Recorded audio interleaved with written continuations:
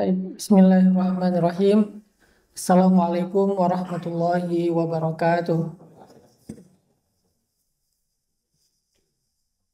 Innal hamdalillah nahmaduhu wa nasta'inuhu wa nastaghfiruh wa na'udzu billahi min syururi anfusina wa sayyiati a'malina. May yahdihillahu fala mudilla lahu wa may yudlil fala hadiyalah. Asyhadu an la ilaha illallah wahdahu la syarikalah. Lahul mulku wa lahul hamdu wa huwa ala kulli syai'in qadir. Wa asyhadu anna Muhammadan abduhu wa rasuluh alladzi la yantiqu 'anil hawa in huwa illa wahyun yuha. Allahumma shalli wa sallim wa barik ala sayyidina Muhammadin wa ala alihi wa sahbihi ajma'in.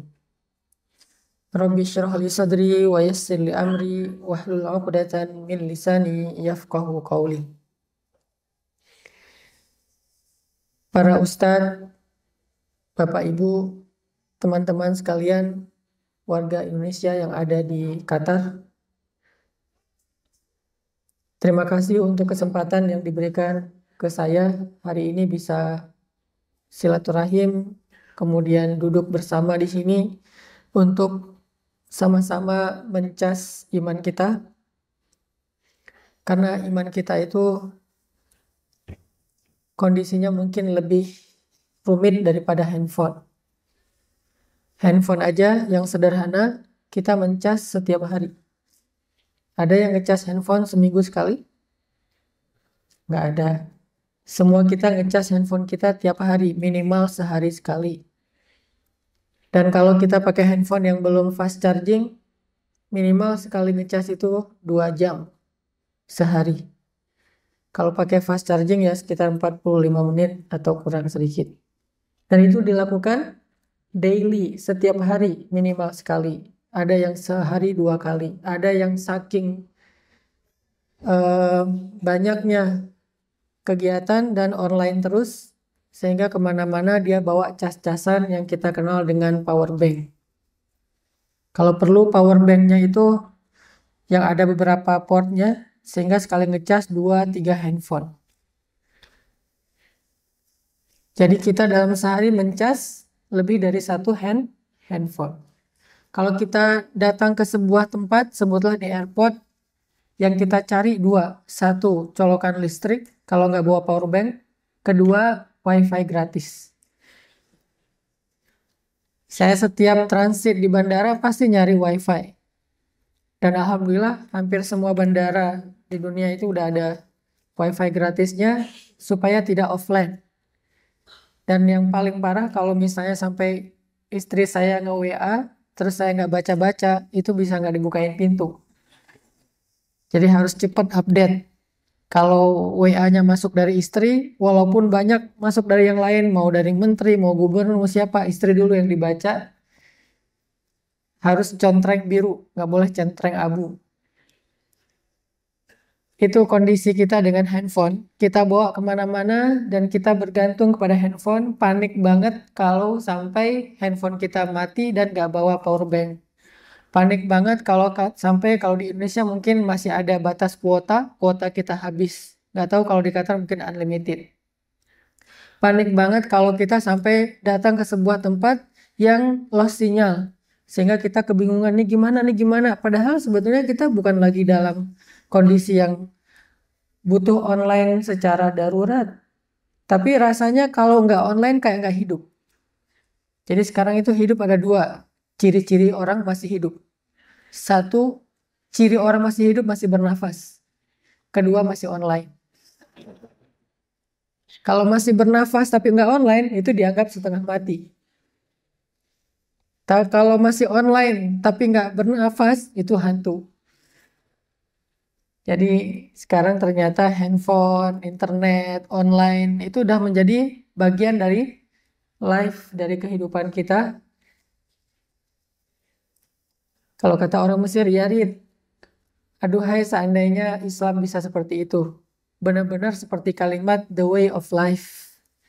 Islam bisa seperti handphone yang kalau kita lost sinyal panik. Islam bisa seperti online yang kalau misalnya kita nggak bisa akses sesuatu panik. Seandainya Islam bisa benar-benar seperti handphone, minimal aja, gak usah lebih dari itu, segitu aja udah.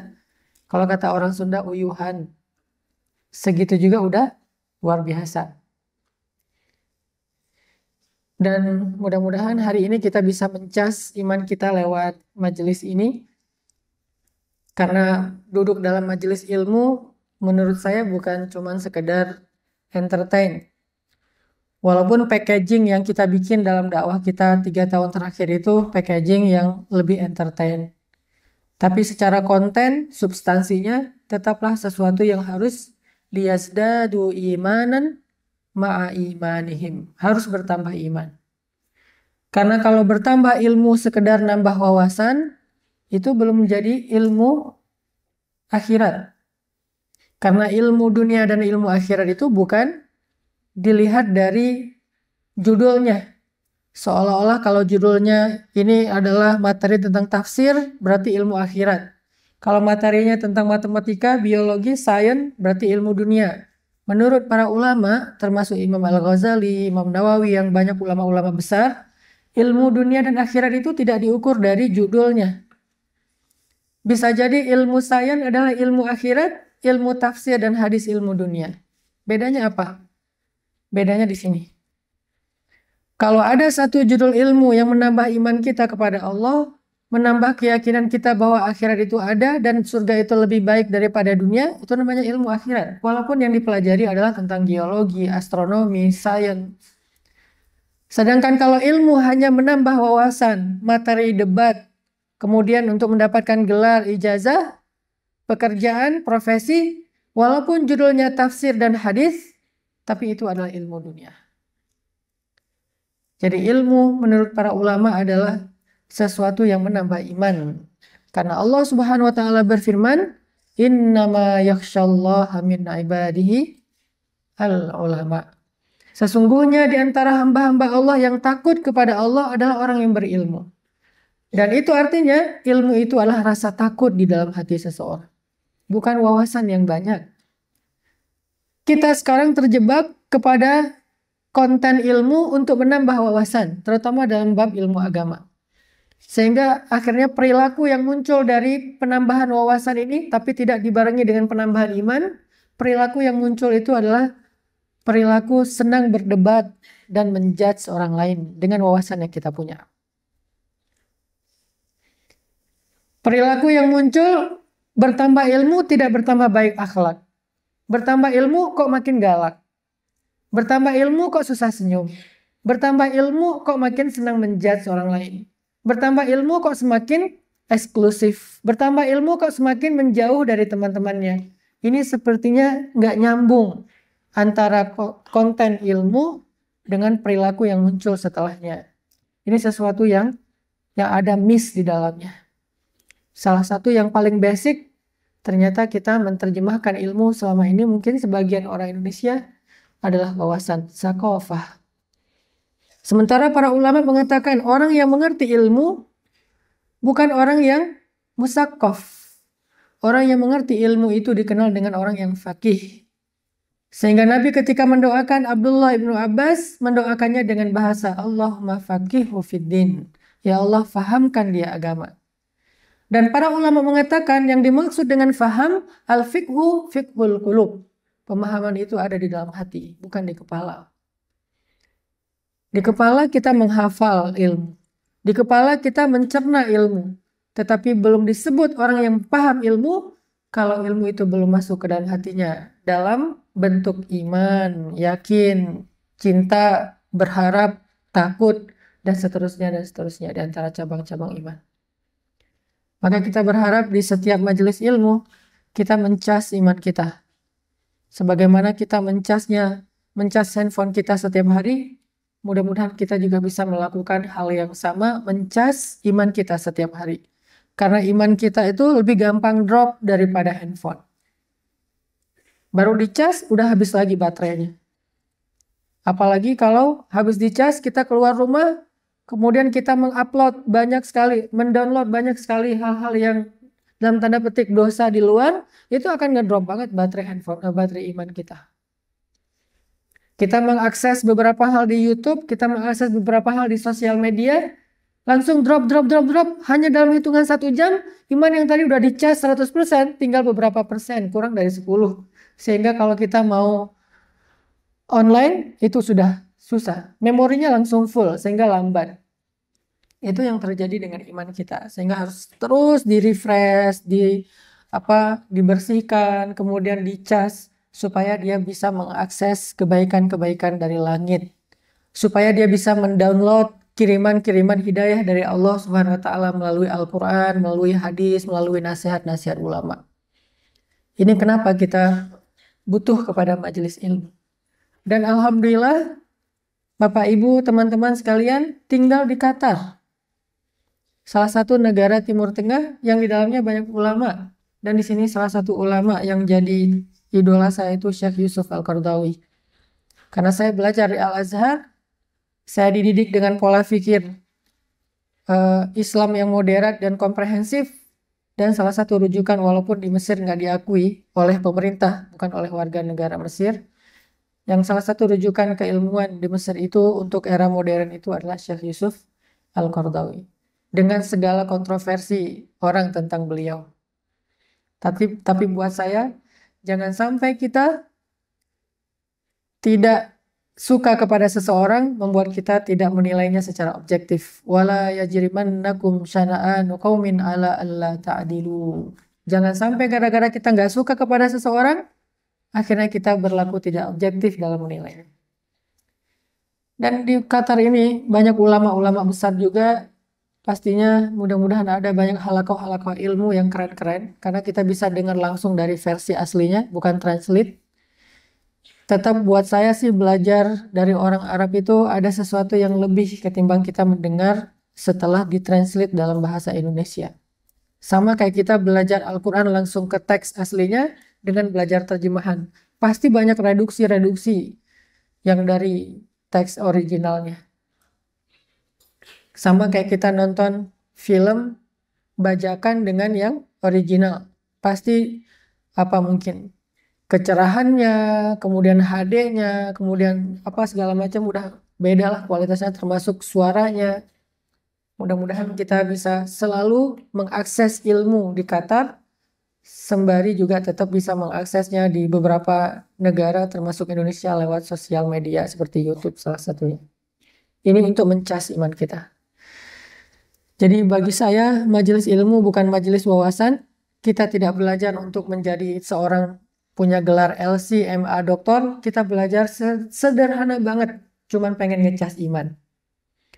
Sehingga ukurannya kalau setelah kita bubar dari majelis ilmu, kita jadi semangat untuk zikir, semangat untuk beribadah, semangat untuk tilawah, dan pastinya semangat untuk peduli kepada kemanusiaan, kepada sesama. Berarti majelis tadi itu udah ngecas iman kita. Kalau keluar dari sini kita hanya merasa dapat hiburan atau malah boring, nggak dapat apa-apa, saya kira berarti kita ngecas tapi lupa di onin. Kita kan di listrik di tembok colokan juga ada on off ya. Nah, masukin nih charger ke situ, kita masukin ke handphone kita, tapi lupa dicetrekin, di onin, sehingga kita seharian nungguin dicas pas datang loh kok masih nol.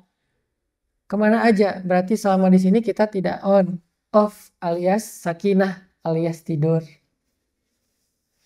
Kan ada dua kondisi orang dapat sakinah ya, ketenangan.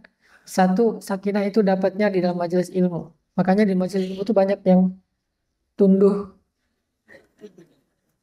tiba-tiba ngantuk gitu ya di majelis ilmu. Kedua, sakinah itu didapatkan di mana? Di dalam pernikahan. Maaf ya buat yang masih jomblo. Sakinah itu didapatkan di dalam pernikahan seperti Rasulullah mendapatkan sakinah dalam dekapan Khadijah, ya ayyuhal muzammil, ya ayyuhal muddathir. Gak usah dibahas bab itu, kasihan. Saya tidak mau membuli, nanti nambah dosa.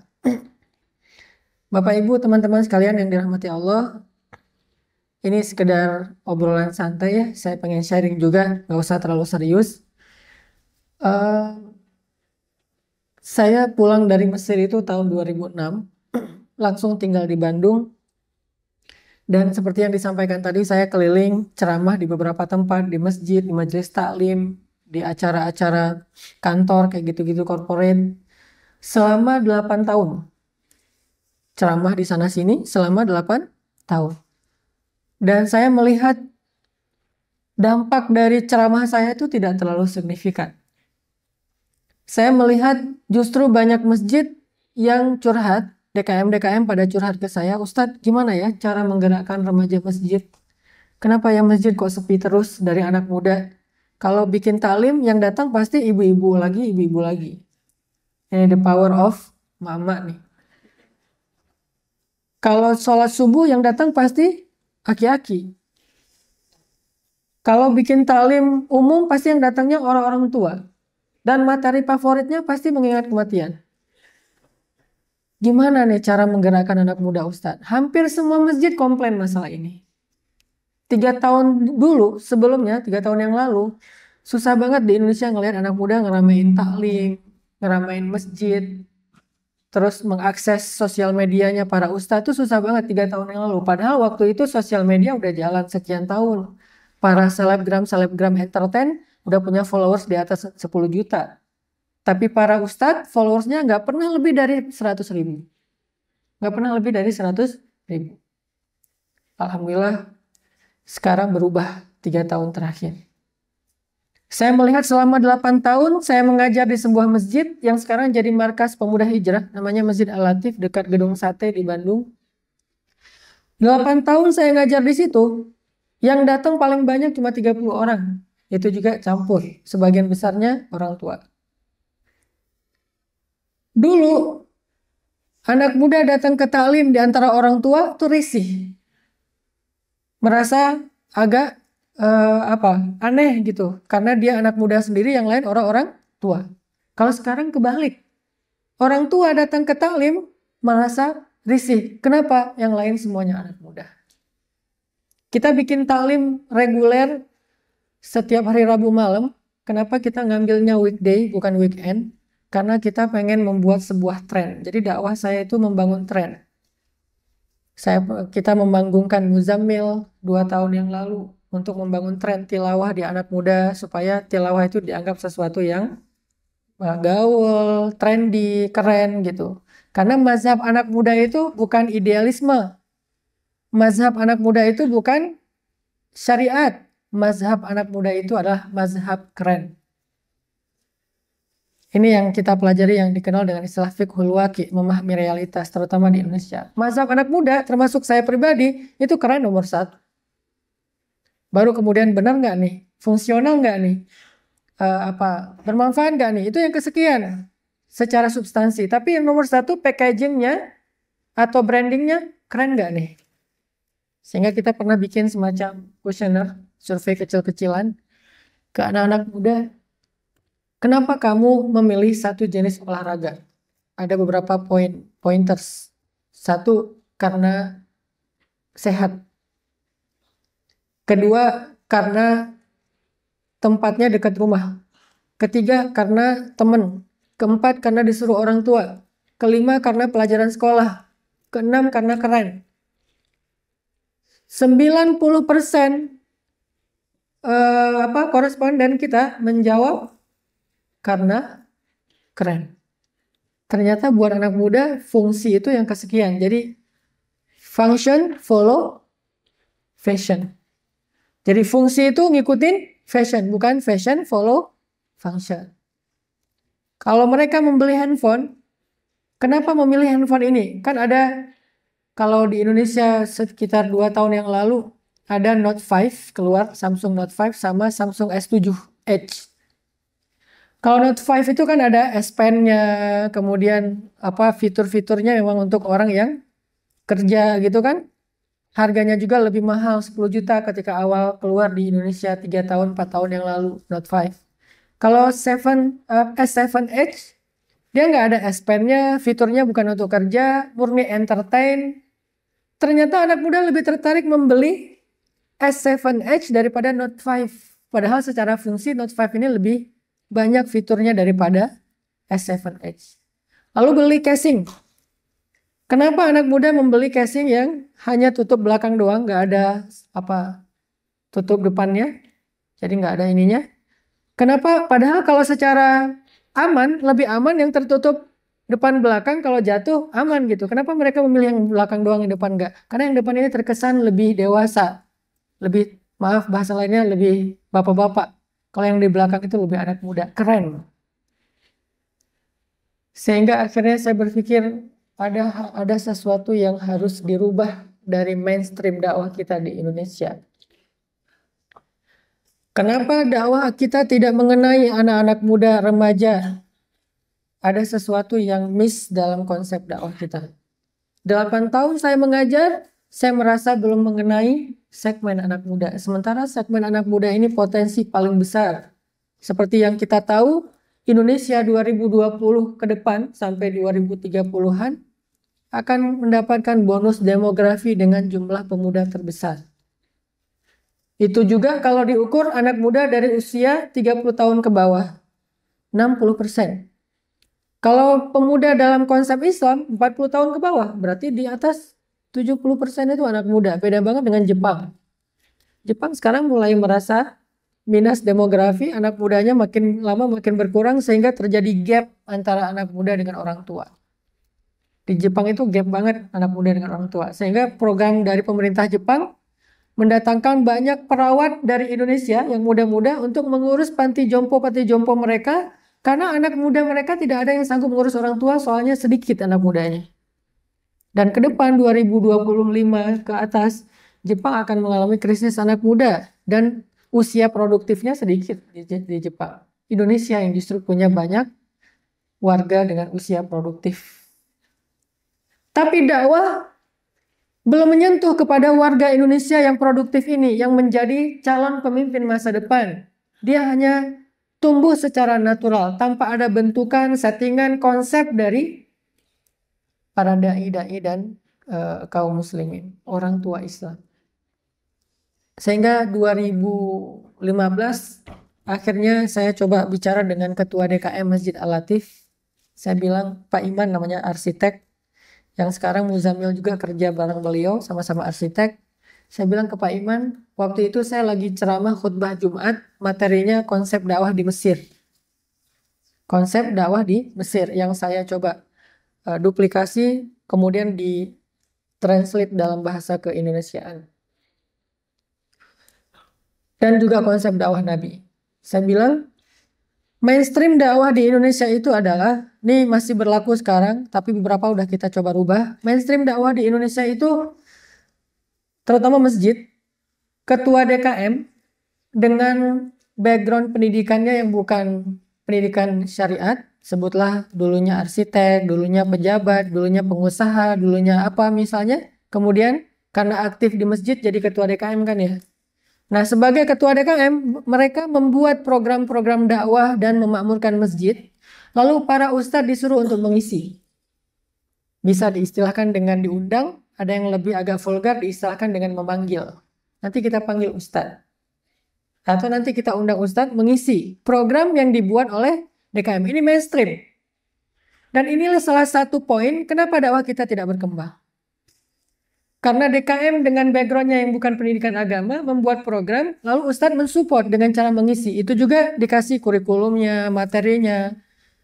Dan setelah Ustadz selesai mengisi dinilai, cocok nggak Ustadz ini, gimana menurut teman-teman Ustadz ini. Bahkan kadang-kadang menilainya jamaah gimana Ustadz ini cocok, kurang rame, ya udah kita ganti, coret. Ini yang terjadi puluhan tahun di Indonesia. Sampai 2014. Sehingga dakwah kita tidak berkembang. Identik, eksklusif, hanya di dalam masjid, MT, dan orangnya itu-itu saja.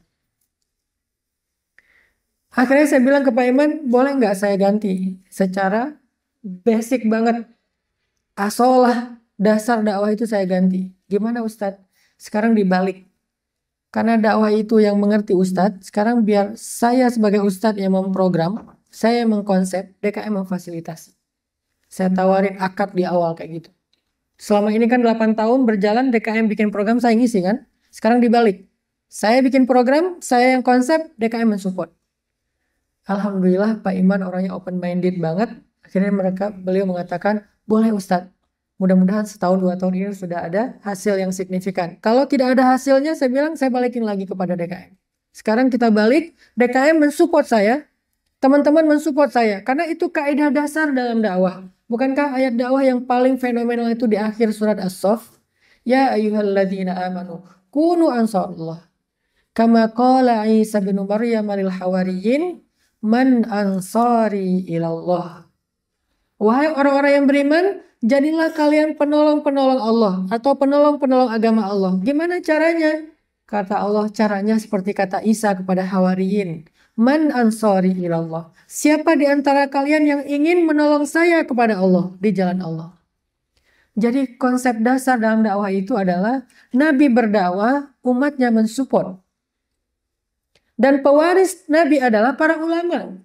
Sehingga bisa dibilang SOP dakwah yang paling basic itu adalah ulama mengkonsep, ulama memprogram, lalu masyarakat mensupport ulama itu. Bukan dibalik masyarakat yang memprogram, ulama mensupport. Kebalik. Ini yang saya rubah dari awal 3 tahun yang lalu di Masjid Al-Latif. Kemudian Alhamdulillah mulai viral di beberapa tempat. Akhirnya Pak Iman sepakat berakad mengatakan, ya udah, nahnu ansarullah. Saya yang akan tolong Ustadz. Saya akan support Ustadz. Ustadz butuh apa? Saya support. Yang jelas Ustadz yang programmernya dan konseptornya. Karena buat saya dakwah itu bukan sekedar orasi. Dakwah itu bukan cuma tabligh akbar. Dakwah itu bukan cuma taklim. Dakwah yang sejati itu adalah seorang dai yang sejati itu menurut saya adalah seorang programmer konseptor. Itu yang dibutuhkan Indonesia. Seorang programmer yang visioner. Seorang konseptor yang rumit pemikirannya, yang detail, yang punya periodisasi dalam kerja-kerja dakwahnya. Itu yang dibutuhkan Indonesia.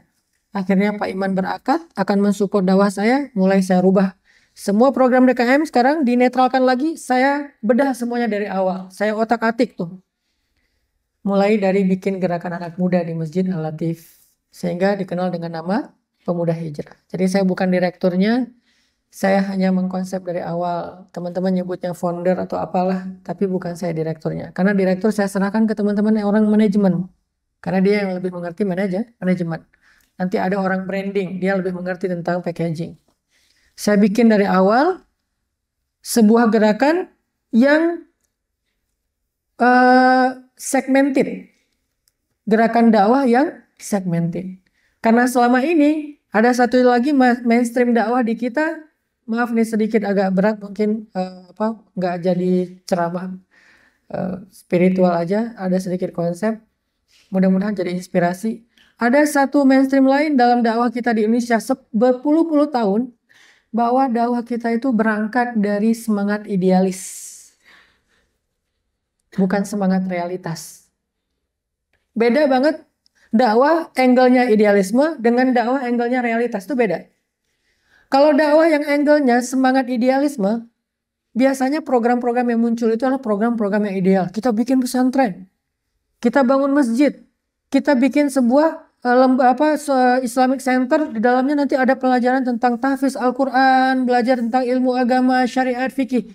Nggak salah, tapi ini udah banyak. Pertanyaannya, siapa yang mau pesantren di sini? Siapa yang mau belajar ke sini?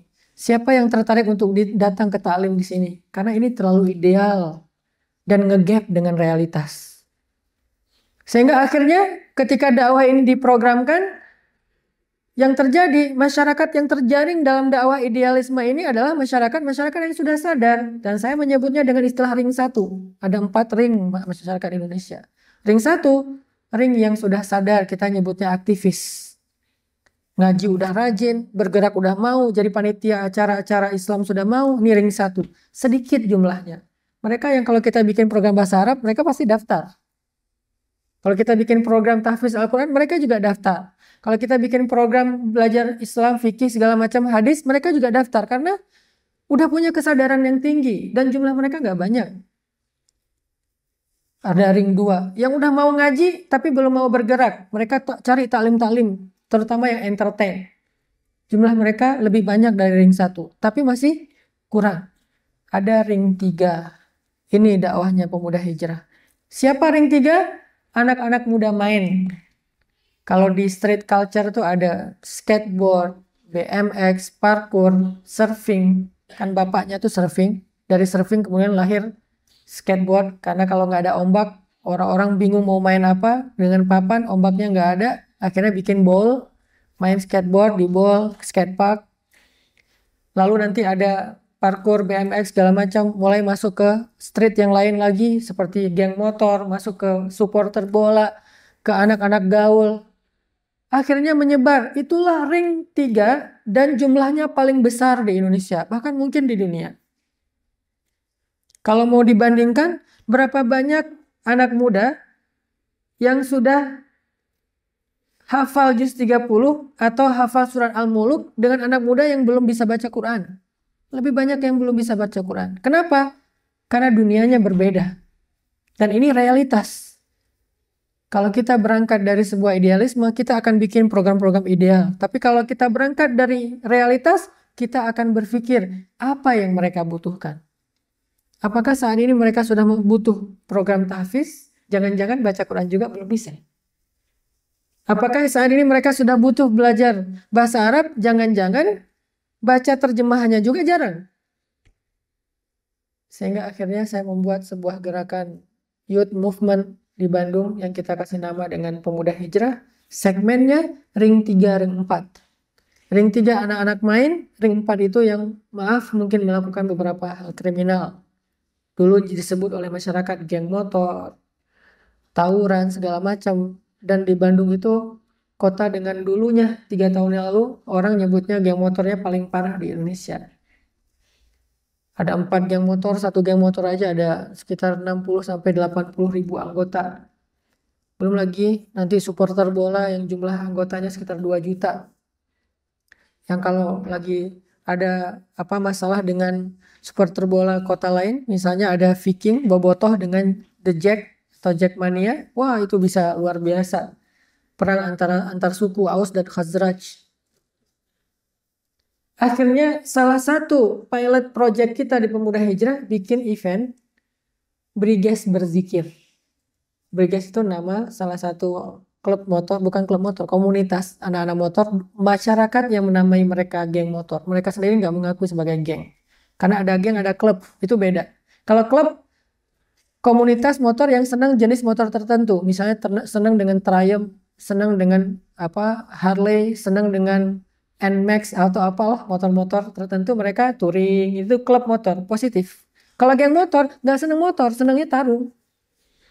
Ujian masuk geng motor aja mereka harus nyetir naik motor dari Lembang, kalau di Bandung tuh kayak puncaknya, malam turun ke Bandung nggak boleh pakai rem, nggak boleh pakai lampu. Jadi remnya diputusin, lampu dihancurin, turun ke Bandung malam-malam. Dan siapa yang duluan datang dia jadi komandan. Jadi ngebut, nggak pakai rem, nggak pakai lampu, kebayang nggak tuh? Itu ujian masuk doang. Nanti naik jabatan, dapat beberapa bintang gitu dengan mukulin orang, malakin orang, sampai salah satu yang tertingginya itu bisa berantem sama aparat. Ini geng motor, masyarakat namanya kayak gitu, yang ngebajak Alfamart, Indomaret, atau mungkin ngebegal di tempat-tempat yang remang-remang, kayak gitu-gitulah. Kita dekati teman-teman dari Briges, kita bikin Briges Berzikir, undang Ustadz Arifin Ilham, supaya mereka belajar menikmati zikir. Bikin di Masjid Agung Kota Bandung, Jawa Barat. Alhamdulillah, di luar yang kita pernah bayangin, kita pikir yang datang paling 100-200 orang, ternyata yang datang lebih dari 3.000 orang. Dan semuanya anak Briges, pakai baju kebesaran mereka, Briges, tatoan. Kemudian malamnya hampir nggak dapat izin keramaian dari kepolisian. Karena dianggap apa-apaan sih, geng motor ngumpul, kan ngeri tuh, geng motor ngumpul, nggak dikasih izin keramaian. Kita demo tuh, kantor polisi. Dan kebenaran yang demonya anak geng motor, kan agak-agak bergaining ya. Polisi, geng motor, demo, kita butuh. Masa kalau kita mau bikin event konser aja dikasih izin keramaian, giliran untuk ngaji nggak dikasih. Akhirnya alhamdulillah last minute kita nggak disupport oleh pemerintah kota, last minute kita dikasih izin untuk keramaian, bikin event itu. Yang datang lebih 3.000 anak-anak Briges, itu luar biasa. Nangis, kemudian zikir, syahdu, Setelah selesai itu ada beberapa adegan-adegan kecil yang buat saya jadi penyemangat. Salah satu di antara yang udah hijrah, udah sadar, sebulan apa 2 bulan kemudian ternyata dia termasuk buronan. Ada kasus-kasus di masa lalunya sebelum dia taubat, ketangkap sama polisi karena dia lari, ditembak dan meninggal. Saya langsung teringat dengan kisah seorang yang membunuh 100 orang, lalu dia bertaubat, di tengah jalan hijrahnya dia meninggal. Dan dalam hadis disebutkan dia termasuk ahli surga. Dan ini banyak. Baru saya sadar ternyata mereka itu selama ini bukan orang yang murni negatif. Kondisi yang membuat mereka kayak gitu. Realitas yang membuat mereka nggak punya pilihan. Mereka pengen pulang kepada Allah. Mereka pengen balik tapi nggak tahu jalannya. Jalan yang kita sediakan selama ini nge-gap dengan mereka. Buat mereka itu bukan jalan saya kembali. Terlalu berat jalan seperti itu. Akhirnya ketika kita membuka satu jalan, mereka sendiri yang merespon luar biasa. Mereka datang, kami juga pengen pulang Ustadz. Kami pengen memperbaiki diri Ustadz. Kalau kami masih kayak gini tatuan, boleh nggak ngaji? Boleh. Yang cewek-ceweknya kan ada juga yang motoran cewek. Belum berjilbab boleh ngaji? Boleh. Bukan boleh nggak berjilbab, boleh ngaji. Nggak jilbab Ustadz, nggak apa-apa ngaji aja. Akhirnya mereka nyaman ngaji. Beberapa bulan kemudian nyebar ke teman-teman yang lain, XTC. Briges XTC ini kan gini terus ya.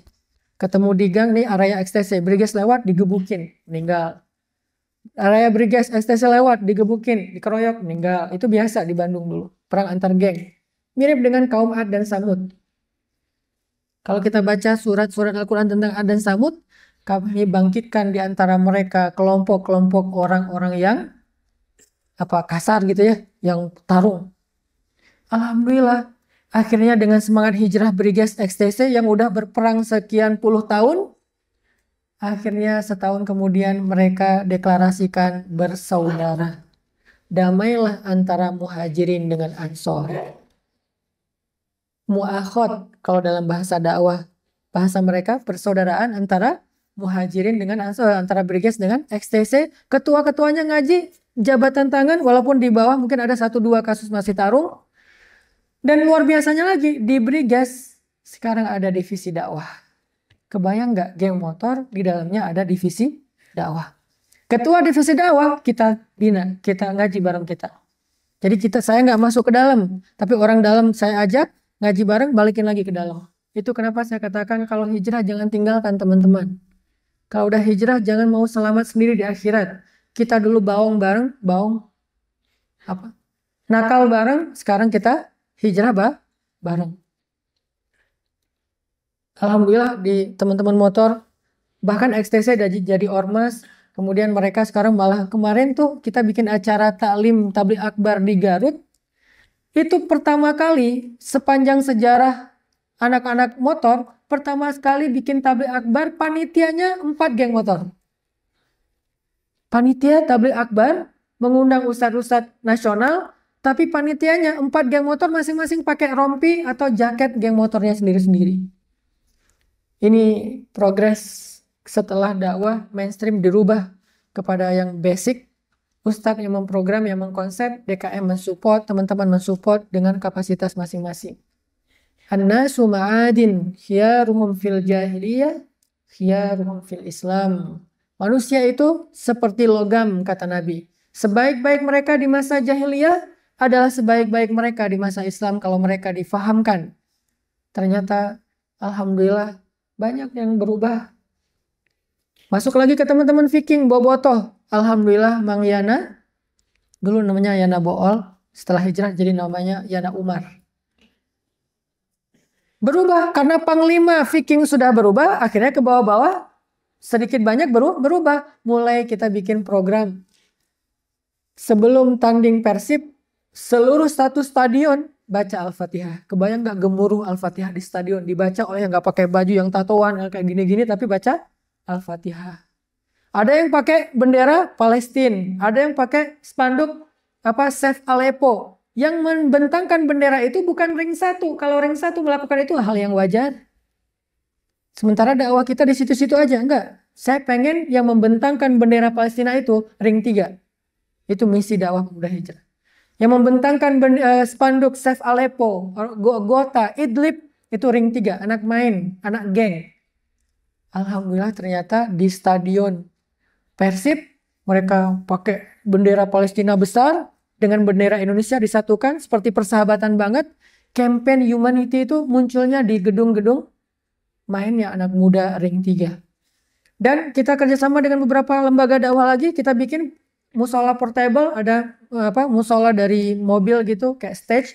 Nanti kalau sholat mereka tinggal wudhu di situ, sholat di situ. Cuman masih ada sedikit masalah. Jam tanding masih benturan sama sholat maghrib. Kita tidak bisa merubah kebijakan tanpa bargaining. Kita harus punya basis sosial untuk merubah kebijakan. Kalau perlu ada agen-agen pengubah kebijakan. Akhirnya karena basis sosial kita udah kuat, anak-anak Viking kita udah barengan, anak-anak motor udah barengan dengan kita ajukan. Akhirnya berubahlah jam tanding Persib setelah maghrib. Sehingga sejak saat itu, sudah hampir setahun mungkin, Persib tidak lagi tanding pas berbenturan dengan waktu maghrib. Jadi anak-anak pada bisa sholat maghrib dulu, baru nonton. Kalau Isya mungkin nggak bisa sekaligus ya, tapi kalau Isya masih bisa ditakhirkan. Setidaknya mereka nggak meninggalkan sholat maghrib. Ini yang saya sebut dengan dakwah itu program. Bukan orasi, bukan ceramah. Itu hanya salah satu instrumen kecil dalam dakwah ceramah doang. Terus kita bikin lagi program, kita harus eksis di sosial media. Kita bikin beberapa periodisasi sampai ke tingkat eksistensi di sosial media. Pokoknya kita harus paling besar organisasi dengan followers terbesar di sosial media. Alhamdulillah tercapai. 2 tahun Pemuda Hijrah di sosial media followersnya terbesar di antara ormas-ormas Islam. Kemudian saya secara pribadi dengan sosial media, alhamdulillah sekarang Allah kasih amanah 2,7 juta followers di sosial media. Kemudian Ustaz Abdul Somad, kemudian Muzammil. Dulu followers seorang Ustaz paling banyak 100.000. Dan 100.000 masih mainnya di FB. Apa bedanya FB dengan Instagram? Beda segmen. FB rata-rata usia 30 tahun ke atas.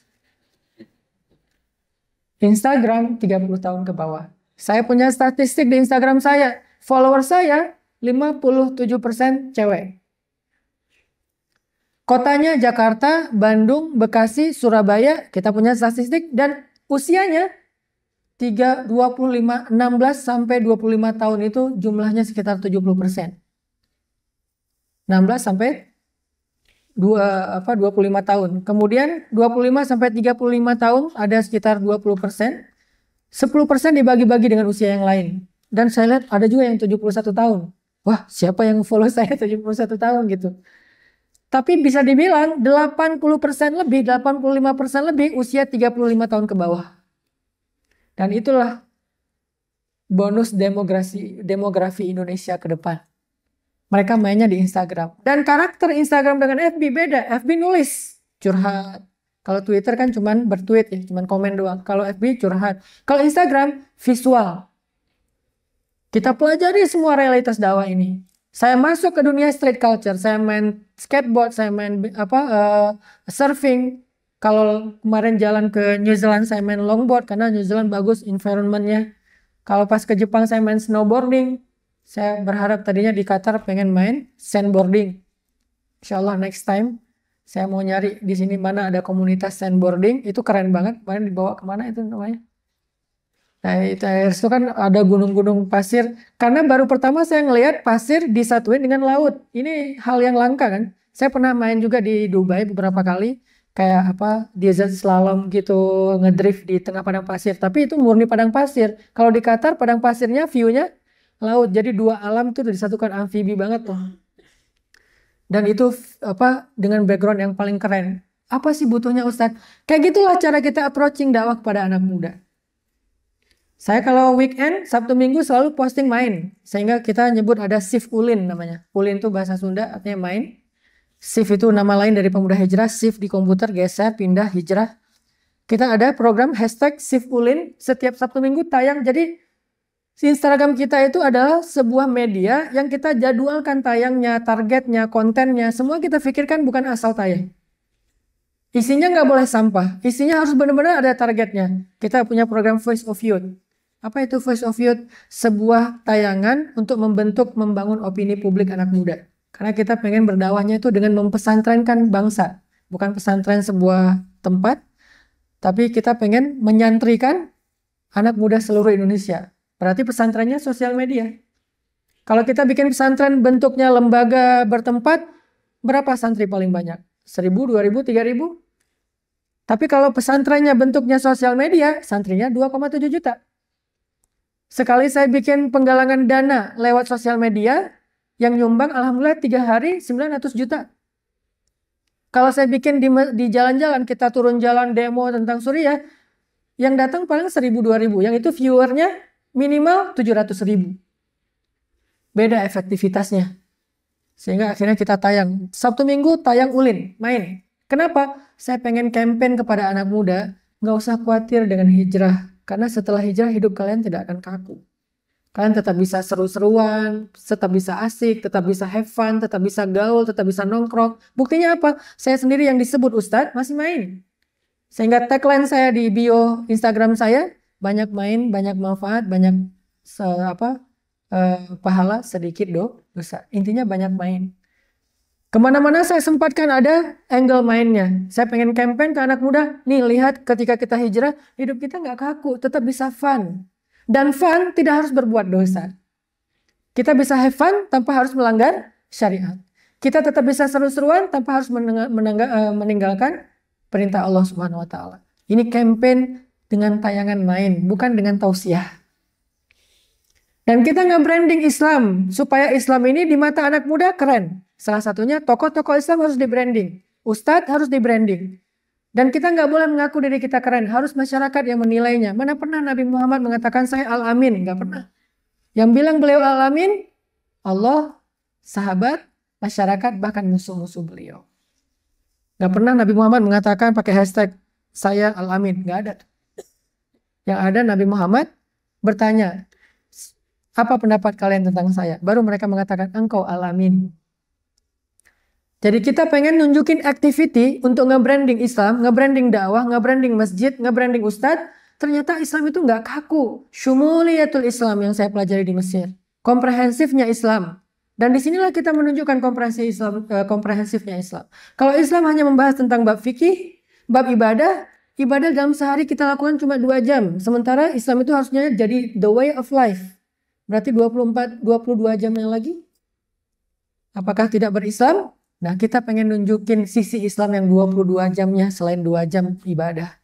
Islam main, Islam kerja, Islam karir, Islam gaul, Islam apa, semuanya Islam. Dan Islam bisa banget dipakai untuk 24 jam hidup kita. Memang Islam bisa dipakai jalan? Bisa. Buktinya saya yang disebut Ustadz jalan, masih main. Nabi Muhammad sambil touring main juga. Nabi Muhammad sering touring, yang kita kenal dengan istilah jihad. Touring kan, keluar kota, satu rombongan besar. Dalam jihad aja, Nabi Muhammad masih ada adegan main. Jadi kalau ada yang bilang, gak usah main-main, udah aja serius.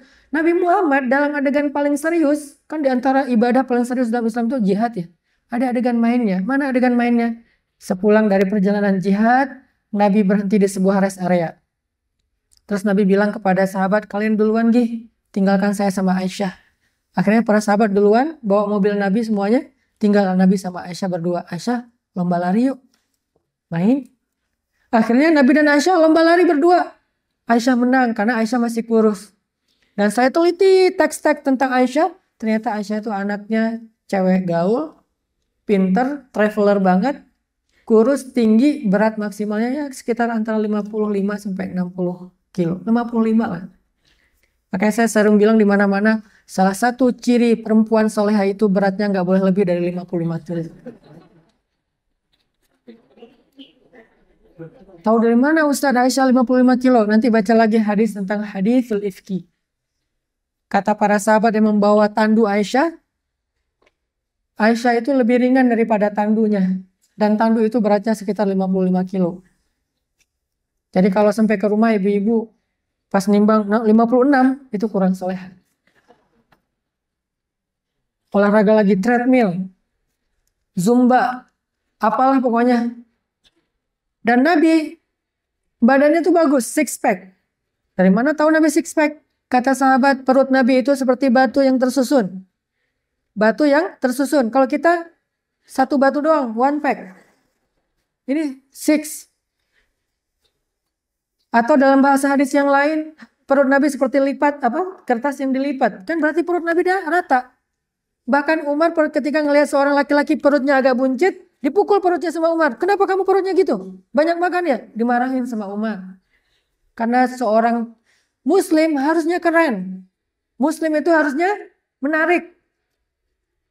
Sehingga ketika Utsman bin Affan pakai baju yang bagus-bagus, berpenampilan menarik, sahabat yang belum paham belum mempertanyakan, Utsman ngapain sih gitu-gitu amat penampilan kamu, kemana-mana OOTD gitu ya.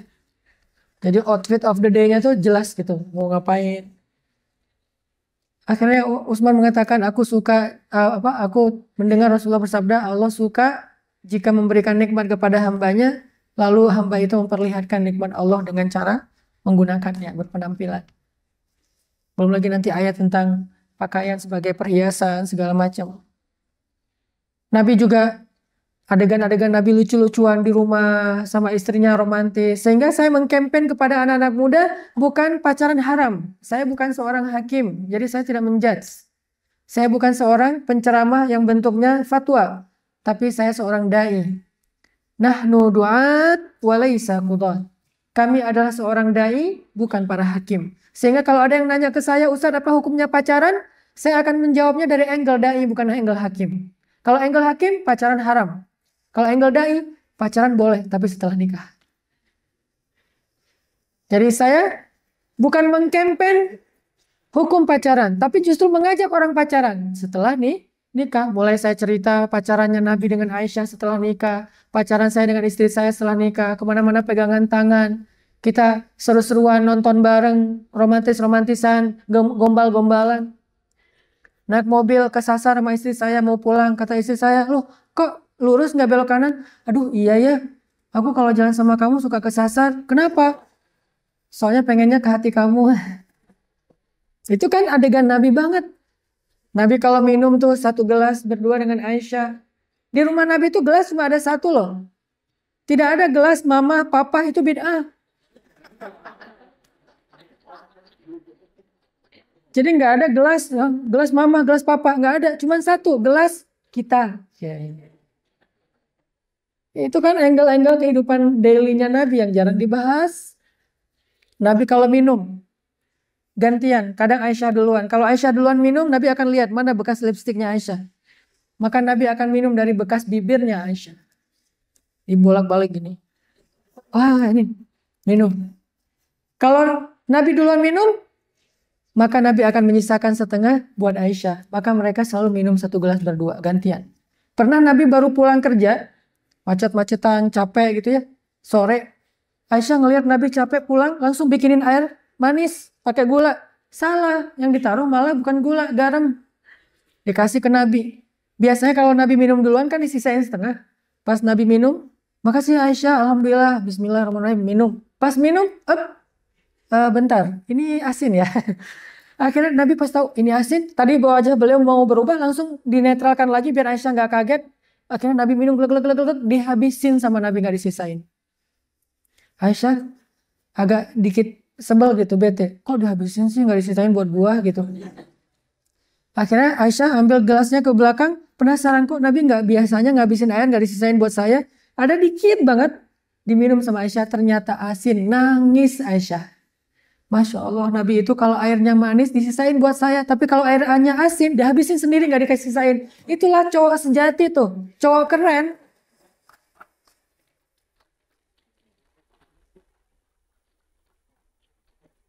Cowok keren itu asinnya kehidupan dimakan sendiri, manisnya kehidupan berbagi. Setuju ibu-ibu? Ini yang kita bahas tentang sirah Nabi, sarirah Nabi, surah Nabi. Kita membahas sirah itu bukan hanya dari angle penampilan, tapi juga hal-hal yang seru dalam kehidupan Nabi. Gimana Nabi ngelamar? Nabi itu kita bahas tentang pacaran Nabi setelah menikah. Supaya anak-anak muda bukan mau menikah, tapi meninggalkan pacaran dan bersabar deh. Nanti setelah menikah, kalian bakal ngerasain pacaran yang lebih seru daripada sebelum nikah. Itu campaign saya. Jadi saya nggak pakai bahasa pacaran haram, enggak. Sama kayak gerakan subuh berjamaah itu beda banget dakwah kita dengan dakwah teman-teman. Kalau dakwah teman-teman, gerakan sholat subuh berjamaah itu kan berangkat dari idealisme ya. Siapa yang mau sholat subuh berjamaah? Yang udah sadar. Kalau kita bahasanya bukan sholat subuh berjamaah. Program sholat subuh berjamaah kita, hashtagnya apa? Sunrise Lovers. Jadi angle yang dilihat itu yang buat anak muda itu entertain, senang cari sunrise. Yang dipakai kemudian brand ambasadornya anak-anak parkour. Mereka nge-track di atas gedung pas sunrise, kita posting sunrise lover, sunrise hunter. Sehingga orang-orang rajin sholat subuh gara-gara ngejar sunrise gitu cara campaign ke anak mudanya. Ini revolusi dakwah yang kita lakukan di Indonesia. Akhirnya viral 3 tahun terakhir, kemudian muncullah tren baru, tren hijrah, di mana taklim itu dipenuhi anak-anak muda. Sekarang Rabu malam kita sengaja bikin weekday, bukan weekend, karena kita pengen merubah sebuah kebiasaan, perilaku anak muda. Jadi kita bermain dengan perilaku, bukan hanya dengan sebuah event. Perilaku anak muda yang kita bentuk. Apa perilakunya? Biasanya anak muda main, kalau pulang kuliah, pulang sekolah, pulang kerja, suka nanya mau nongkrong di mana. Pulang kerja mau nongkrong di mana? Biasanya nongkrongnya kalau nggak di beer house, nongkrongnya di kafe, nongkrongnya atau mainnya di skatepark, mainnya di mall, atau berenang di kolam renang. Dari 5 ini mungkin cuma 1 doang yang negatif, beer house ya. Yang lain buat saya nggak negatif. Saya juga nongkrong di kafe, saya juga main kemana, nonton di mana gitu misalnya. Ini pertanyaan anak muda yang secara perilaku sama. Pulang kantor, kita nonton di mana ya? Ada film apa ya? Pulang kantor, kita nongkrong di mana ya? Pulang kantor, kita jalan kemana ya? Bareng teman-temannya. Kita rubah sedikit perilakunya. Kita taklim di mana? Pulang kerja, taklim. Makanya taklim kita dibikin habis maghrib, weekday. Di pusat kota Bandung, di Masjid Trans yang semuanya aksesnya gampang situ. Pertanyaannya, gimana bikin mereka nyaman nongkrong di taklim? Bukan menghadiri taklim, tapi nongkrong di taklim. Berarti taklim ini dikemas menjadi tempat nongkrongan.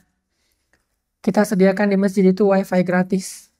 Kita sediakan di masjid itu kopi kualitas barista. Apalagi kopi Jawa Barat sekarang menjadi kopi nomor 1 terbaik di dunia. Beberapa kali Olimpiade kopi dunia di Atlanta, Jawa Barat itu masuk 6 besar. 10 besar. Dari 10 itu 6 kopi Jawa Barat. 6 kopi Jawa Barat. Akhirnya kita coba campaign kopi, terus ada anak-anak muda yang kreatif bikin namanya Ipok Aleh. Ipok Aleh itu kebalikan dari kopi heula. Dibalik jadi ipok. Ipok Aleh kan di anak gaul Sunda itu suka dibalik-balik ya.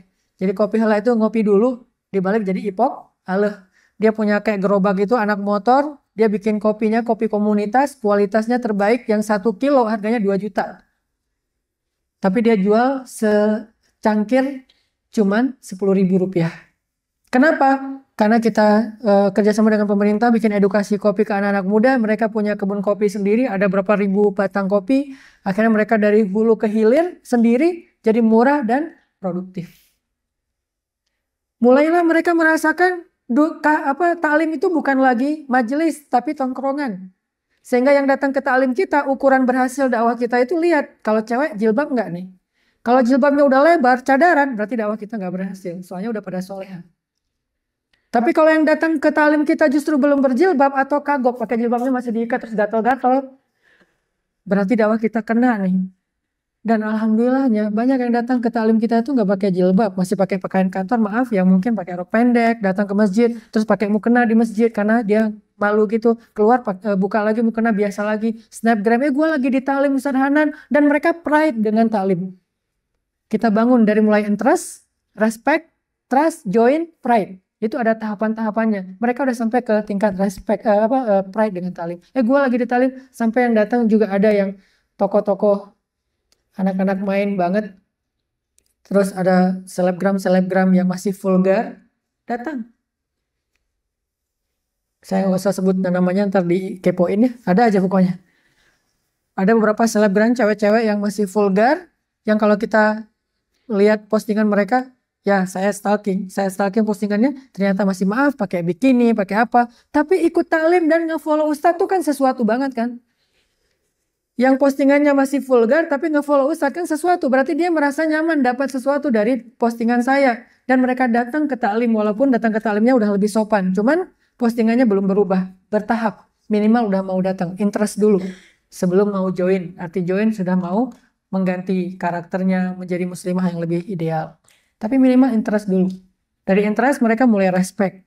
Kita arahkan, kita bikin voice of youth, opini publik anak muda. Kita bikin kayak kemarin pas Israel ngaku-ngaku Al-Quds sebagai ibu kota mereka, kita bikin voice of youth tentang Al-Quds. Tanya ke anak muda, apa pendapat lo? Lo kenal Donald Trump? Kenal. Gimana pendapat lo tentang Donald Trump yang mau mengakui Israel sebagai Al-Quds sebagai ibu kota Israel? Wah, Donald Trump ada-ada aja kata mereka. Mulai berpihak kan? Kalau lo jadi Wonder Woman, lo ngapain? Pertanyaannya agak nyeleneh. Tapi sebetulnya kita lagi ngebangun opini dan membangun keberpihakan anak muda. Karena segmennya ring 3. Kalau gua jadi Superman atau Wonder Woman, gua bakalan datang ke sana ngancurin tank-tank Israel katanya. Kan berarti udah berpihak nih. Terus kalau lo jadi presiden, kalau saya jadi presiden, saya akan gunakan APBN buat membiayai pemuda-pemuda Indonesia yang jomblo menikahi janda-janda Suriah dan Palestina. Ini angle-nya mereka. Mungkin capruk ya. Mungkin cuman guyon. Tapi setidaknya mereka sudah sadar apa isu tentang Palestina, apa isu tentang Suriah, dan apa bentuk keberpihakan mereka. Sekarang saya datang ke Turki, insya Allah beberapa teman-teman skateboard nyumbang papan skate buat anak-anak Suriah yang di camp pengungsian. Anak-anak yatim yang mereka butuh alat-alat bermain untuk entertain mereka juga selain pendidikan, akhirnya mereka nyumbang papan skate. Kalau nyumbang duit oleh aktivis itu udah banyak. Sekarang kita pengen menyadarkan anak main tentang Palestina dan Suriah dengan dakwah-dakwah seperti ini. Kita cerita tentang pacaran Nabi setelah nikah. Saya sering bilang Nabi itu akhlaknya tuh keren banget. Jadi kita bahasanya benar-benar buat mereka berimajinasi tentang sosok Nabi. Jangan hanya data. Nabi itu orangnya keren banget. Saking kerennya, Nabi itu bisa bikin istrinya lagi bete ketawa. Kan keren berarti kan? Kalau kita istri lagi ketawa bete. Kebalik nih. Istri lagi happy-happy, nongkrong, tiba-tiba jadi ngerusak suasana, jadi ilfil kan. Tapi kalau Nabi, istri lagi ilfil, jadi happy. Berarti akhlak Nabi kan keren banget nih. Bisa nggak sih kita niru akhlak Nabi yang bikin orang yang marah sama kita, akhirnya jadi damai, recovery, jadi santai lagi. Salah satunya pas Nabi ngelamar Sofia, istri Nabi keturunan orang Yahudi. Kan habis perang Khaybar tuh. Dalam perang Khaybar itu, Sofia kehilangan suaminya, ayahnya, dan saudara laki-lakinya. Nih, Sofia. Dan waktu itu umur Sofia sekitar 17 tahun. Baru aja beres Sweet 17 lah. Kelas 3 SMA. Tapi sudah janda. Nah, pas selesai perang Khaybar, Sofia jadi tawanan perang. Nabi datang ke tendanya Sofia. Salam, kemudian masuk. Sofia duduk Nabi. Pas Nabi datang, Sofia bilang, kan Sofia ngeposting adegan itu ya, terus dia bikin di captionnya. Kata Sofia di caption, waktu Nabi baru datang, Nabi itu adalah orang yang paling saya benci di muka bumi. Itu kata Sofia. Waktu pertama-tama Muhammad datang, Muhammad _ Abdullah, Rasulullah tuh orang yang paling saya benci di muka bumi. Dia nge-tag Nabi. Dia datang, dia bilang, Sofia, saya minta maaf, saya ikut bersedih atas musibah yang kamu alami. Saya tahu suami kamu wafat, ayah kamu terbunuh, saudara kamu terbunuh dalam perang Khaybar. Tapi kondisinya kamu dengar dulu, wahai Sofia, gini kondisinya, saya tuh sebetulnya nggak mau perang, saya udah kasih kesempatan untuk mereka berdamai, tapi mereka keras kepala, maaf ya Sofia, begini, maaf ya Sofia, begitu, maaf ya Sofia, terus, kata Sofia, beliau menjelaskan, meminta maaf, menjelaskan, meminta maaf, menjelaskan dan meminta maaf berjam-jam sampai akhirnya tadi beliau adalah orang yang paling saya benci di muka bumi. Lalu beliau menjelaskan dan meminta maaf, tiba-tiba beliau menjadi orang yang paling saya cintai di muka bumi. Kan berarti keren banget akhlak Nabi, bisa bikin seorang janda yang benci sama beliau karena dianggap membunuh suaminya malah jatuh cinta. Kita harus belajar itu untuk ngelamar suami. Bikin calon mertua yang ragu-ragu jadi yakin gitu, jadi greget. Pas kita datang, gak ada harapan nih kira-kira. Dek, ada apa dek? Ini Pak, saya ada niat baik. Niat baik apa? Saya pengen menyempurnakan agama. Maksudnya mau menikah. Oh bagus itu dek. Dengan anak bapak. Nah itu kurang bagus dek. Ini awalnya ya. Gunakanlah trik-trik Rasulullah. Jelaskan maksud kita apa, gimana, segala macam. Dan mantap. Akhirnya berubah. harus dengan adik anak saya menikah. Ini kalau bisa kayak gini ini kan keren banget nih. Atau dengan istri yang tadi nggak mau nggak mau bicara, diem aja. Kita japri nggak dibaca-baca, padahal dia lasinnya berkali-kali lewat online lagi. Kita nggak dibaca, kita telepon nggak diangkat, pura-pura sibuk. Gimana caranya membuat dia malah akhirnya ngirim kangen titik. Ini kan Nabi banget akhlaknya ya. Sofia akhirnya jatuh cinta sama Nabi. Nabi melamar Sofia. Diadainlah acara wedding Nabi dengan Sofia di Khaybar. Itu wedding Nabi paling rame dalam sejarah pernikahan Nabi. WO-nya para sahabat. Rempong, riweh. Sahabat-sahabat pada bikin acara WO-nya. Dan Nabi waktu itu bawa Aisyah. Aisyah tahun itu usianya 16 tahun. Ketua OSIS. Jadi Aisyah 16 tahun, Sofia 17 tahun, kakak kelas tahun. Beda setahun doang mereka berdua. Makanya saingan berat nih Sofia. Kalau yang lain kan agak-agak senior ya. Kalau Sofia kan dekat banget usianya, setahun doang. Pas Aisyah tahu Nabi melamar Sofia, Aisyah langsung penasaran. Pasti cantik banget nih cewek. Kepo, cari Sofia underscore apa. Sofia banyak banget di Instagram. Klik satu-satu. Nyari. Bentuk keponya Aisyah apa? Besok pas acara wedding, Aisyah diam-diam datang ke tempat venue-nya. Pas Nabi lagi berdua dengan Sofia, Aisyah mojok pakai cadar biar nggak ketahuan. Tapi kan mata Aisyah Nabi kenal banget, mata yang sangat cantik. Sehingga pas Nabi ngelihat Aisyah di pojok, ngeliatin aja dari jauh, oh ini Sofia, cantik. Akhirnya Nabi bilang ke Sofia, Sofia sebentar ya. Nabi kejar Aisyah. Aisyah kata pas tahu Nabi ngelihat ke dia, Aisyah langsung keluar dari gedungnya, pergi mau pulang, lalu Nabi mengejar slow motion. Aisyah. Nah, Aisyah mempercepat langkahnya. Cewek kalau lari itu berarti minta dikejar lagi, jangan tinggalin. Aisyah kejar sama Nabi. Pas sudah dekat, Aisyah ngapain? Enggak, mau pulang aja. Aku anterin ya. Ya terserah, kata Aisyah. Akhirnya dipegang tangannya sama Nabi, jalan berdua. Sepanjang jalan cerita Aisyah, kata Aisyah, ini udah nyaman nih. Aisyah nanya, Nabi, kata Aisyah, nadanya nggak gitu sih. Kalau engkau jadi penggembala ternak, terus ada dua padang rumput, yang satu pernah dipakai penggembala, yang satu lagi belum. Kira-kira mau pakai yang mana ya? Kata Nabi, oh ya pastilah yang belum pernah dipakai orang, karena itu yang paling bagus rumputnya. Aisyah senyum-senyum. Nabi paham, maksudnya kan cuma Aisyah sendiri yang perawan, yang lain janda. Nabi pengen membesarkan hati Aisyah. Ya pastilah Aisyah. Oh ya udah pulang aja. Udah selesai dianterin, Aisyah aku balik lagi ya. Ya udah balik, udah aman kan Aisyah? Balik lagi ke Sofia. Selesai wedding hari itu, besoknya pulang ke Bandung. Madinah. Pulang ke Madinah. Nah perjalanannya waktu itu ada adegan lucu nih. Aisyah naik mobil 4000 cc.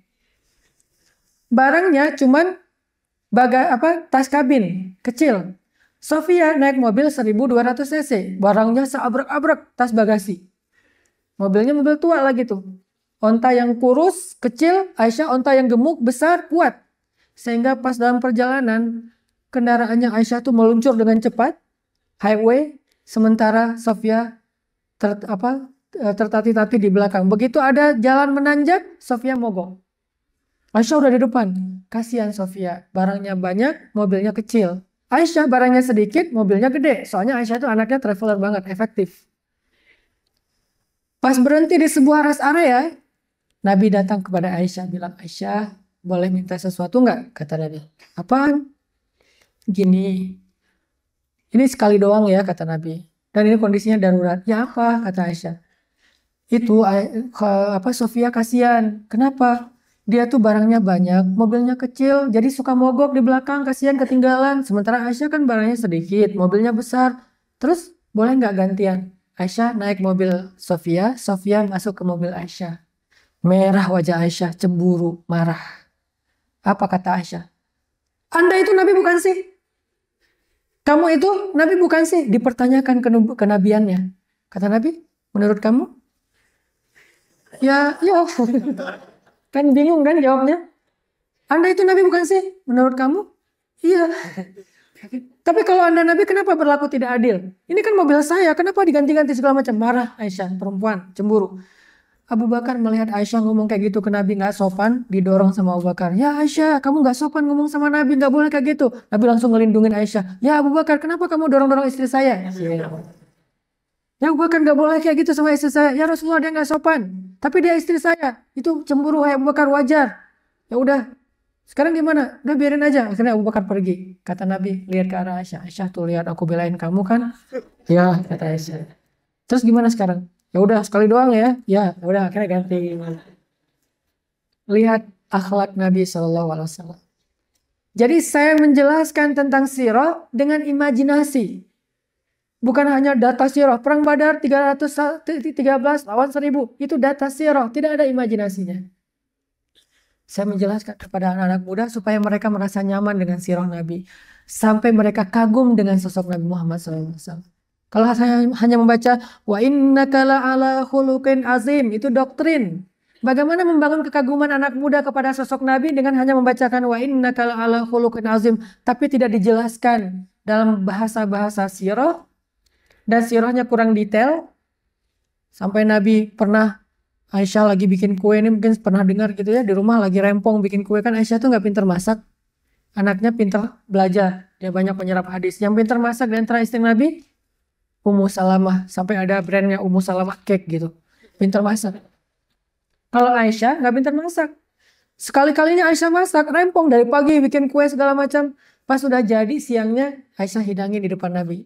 Ya Rasul, ini kue buatan aku loh, kata Nabi. Oh ya, dimakan semuanya. Wah enak banget. Nabi kan nggak pernah nggak memuji masakan orang. Dikasih cuka aja, kata Nabi, senikmat-nikmat lauk itu cuka. Gitu banget Nabi teh. Sangat menghargai orang. Aisyah enak banget, pintar banget sih kamu masak, belajar di YouTube ya. Kalau bahasa kita ya. Enggak, ini otodidak segala macam. Wah hebat Aisyah. Lagi makan-makan, datang Saudah. Saudah itu by the way, istri Nabi yang paling senior. Udah nenek-nenek. Kan istri Nabi itu ada 2 geng. Geng muda, geng tua. Emang kayak gitu kata ulama. Geng muda, ketuanya Aisyah, admin grupnya. Kalau geng tua, admin grupnya Saudah. Beda geng ini. Saudah datang. Assalamualaikum. Waalaikumsalam. Saudah, sini. Kalau ke Saudah, Aisyah nggak cemburu dong. Saudah gitu kan ya. Coba yang datang Sofia. Datang lagi nih. Tapi datangnya Saudah. Aisyah, Saudah sini. Duduklah Saudah. Nabi, Aisyah, Saudah. Kata Aisyah, Saudah, gua habis masak nih. Kata Nabi, enak, coba. Kata Saudah, males. Saudah makan dulu, enak loh. Nggak akan kenyang juga. Aisyah, kan aku udah bilang males. Kata Aisyah, satu aja hargai aku kayak apa? Aisyah, jangan maksa deh. Akhirnya kata Aisyah, karena sebel nih, Saudah, kalau kamu nggak makan, nih aku taburin nih tepung nih ke wajah kamu. Kata Saudah, sok teh, coba gitu. Akhirnya Aisyah ngambil tepung, dilemparin ke wajah Saudah, tiba-tiba Saudah jadi pantomin, putih wajahnya. Terus Nabi ngeliat Saudah dilemparin tepung sama Aisyah, Saudah kan emosi kan, mau ngebalas nggak enak sama Nabi, karena Aisyah kesayangan Nabi. Nabi kemudian mengangkat kakinya, ditaruh di atas paha Aisyah, ditekan sama Nabi supaya Aisyah nggak bisa gerak. Nabi ngelirik ke arah Saudah, diginiin supaya dibalas. Saudah dapat lampu hijau dari Nabi, langsung ambil tepung, dilemparin ke wajah Aisyah. Lemparan tepung, wah heboh gitu. Tiba-tiba datang Umar bin Khattab, Assalamualaikum gitu. Suaranya nggak gitu sih, lebih bass. Pas dengar suara Umar, Saudah dan Aisyah langsung masuk ke kamar karena takut kepada Umar. Nabi buka pintu, Umar masuk, Umar ngelihat rumah Nabi berantakan, mau komen takut di unfollow, ya udah diam aja. Nabi senyum-senyum. Akhirnya kata Umar, ya Rasulullah, kenapa senyum-senyum? Itu tuh 2 cewek, kata Nabi. Kenapa mereka? Tadi itu lagi lempar-lemparan tepung, lagi marahan. Pas dengar suara kamu takut, langsung lari ke kamar. Umar tersinggung. Maksudnya kenapa takut ke Umar, gak takut ke Rasul? Akhirnya Umar bilang, hei cewek-cewek, kalian takut kepada Umar tapi gak takut kepada Rasulullah? Mereka jawab dari dalam kamar, ya soalnya engkau hai Umar ghalidun syadid, kasar dan keras, sedangkan Rasulullah raufun rahim, lembut dan penyayang. Oh kata Umar, ya udah. Akhirnya lanjut pembicaraan. Lihat Nabi, istrinya yang lagi bete bisa bahagia, serba-serbi rumah tangga Nabi SAW. Ini yang di-campaign supaya membangun respek anak muda kepada Rasulullah SAW. Sehingga mereka jadikan Rasul sebagai idola mereka. Seandainya Rasul punya Instagram, pasti mereka akan follow. Ini target-target dakwah kita. Jadi Bapak Ibu yang dirahmati Allah, itu yang kita lakukan selama 3 tahun ini di Indonesia, membangun sebuah tren di dunia dakwah anak muda, sehingga mudah-mudahan dengan kayak gitu kelak 2020 ke atas, kalau di antara anak-anak muda kita sekarang ada yang menjadi pemimpin, mereka menjadi pemimpin yang punya pemahaman Islam itu dengan imajinasi yang utuh dan punya keberpihakan kepada kaum muslimin secara baik. Itu kita bangun dari sekarang trennya.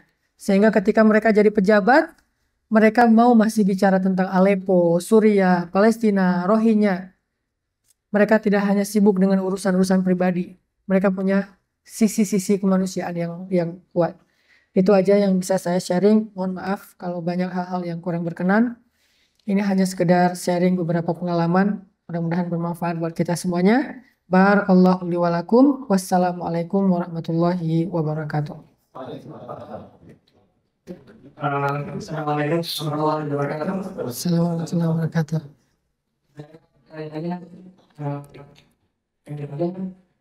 Kalau beberapa kita ada yang masih di sekolah sekarang ini gimana?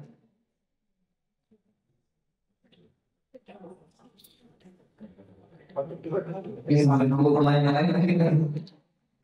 Oh, kelihatan ada ya? Sebelah sebelah sini. Ada lagi sebelah sini. Oh, ada dua ya? Satu ya? Oke, satu lagi ada sana ya? Oke, satu lagi ada nama ya?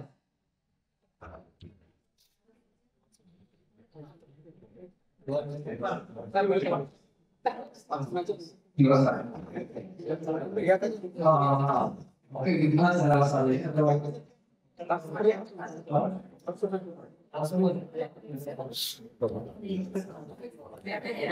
Bisa langsung? Iya.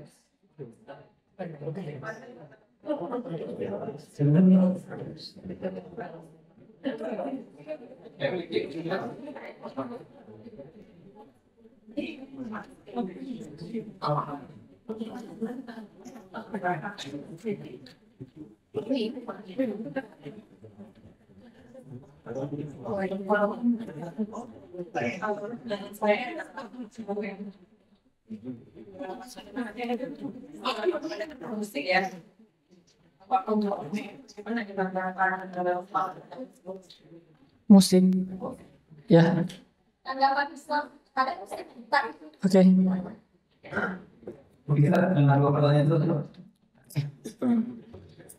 Tentang dakwah,